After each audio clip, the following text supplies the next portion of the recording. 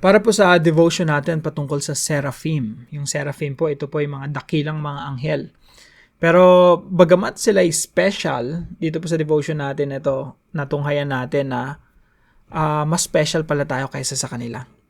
Pinagpapasalamat natin sa Panginoon kasi unang-una, we're created in the image of God. Yung mga anghel, they were not created in the image of God. Hindi ko nabasa sa Bible yon.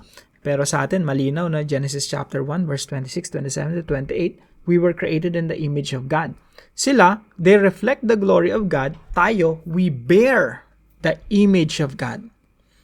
And naniniwala po ako, yan po ang kadahilanan kung bakit nung tayo nagkasala, hindi tayo sinukuan ng Diyos because we are image bearers. We bear the image of God.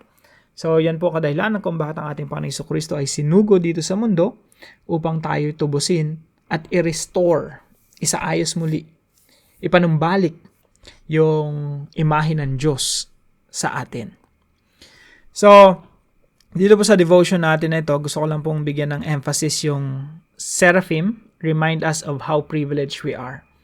Ako po, very personal po to sa akin, no? Pag tinitingnan ko yung binabasa ko yung mga heavenly beings, the 4 living creatures in the book of Revelation, seraphim, cherubim, angel, Gabriel, Michael, yung mga archangels. Kung isipan mo, parang, wow, mighty angels. Merong isang anghel, pinatay niya, I think, 185,000 soldiers, Assyrian. Yeah, Assyrian soldiers. Pinatay niya overnight. Pinagtanggol niya yung bayan ng Israel. Overnight, isang anghel lang. Ibig sabihin, ang isang anghel kayang ubusin lahat ng mga tao sa buong mundo, no?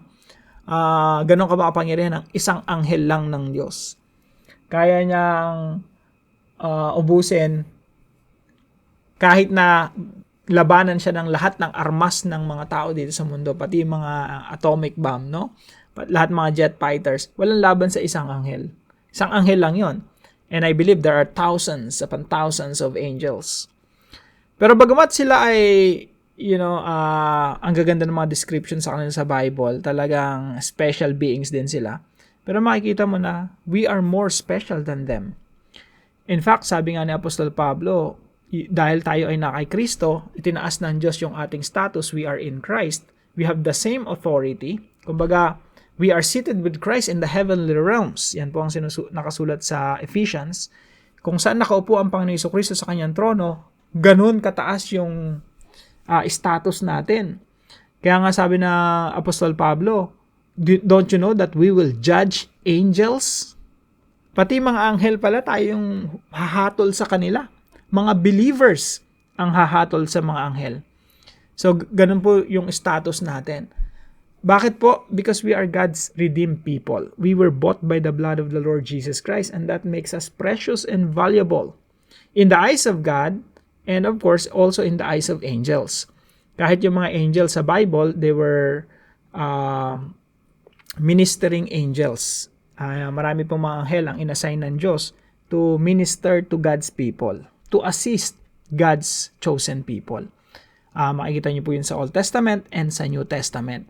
So basically, yung mga angels, they're assisting the church, they're ministering to the church. So, we have to view ourselves as special, made in God's image. Pangalawa, we have to value our identity as God's redeemed people. And kung kulang yon, we have to visit the cross and visualize how gracious our God is, how loving our God is. Paano niya pinakita sa atin yung enormous grace, walang hanggang pag-ibig at pinaramdam niya sa atin. Something na hindi naranasan ng mga angels. Si Satan, wala namang grace sa kanya eh. Wala namang love. Hindi naman namatay ang Panginoon Jesucristo for Satan or for demons. Jesus Christ died on the cross for sinners like you and me. That's why we are special.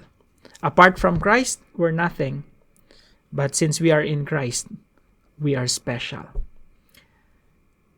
Dalayan ko po na tayo po, lahat po tayo tratuhin natin yung sarili natin ng may kaayusan in such a way that God is being glorified sa lahat ng ginagawa natin.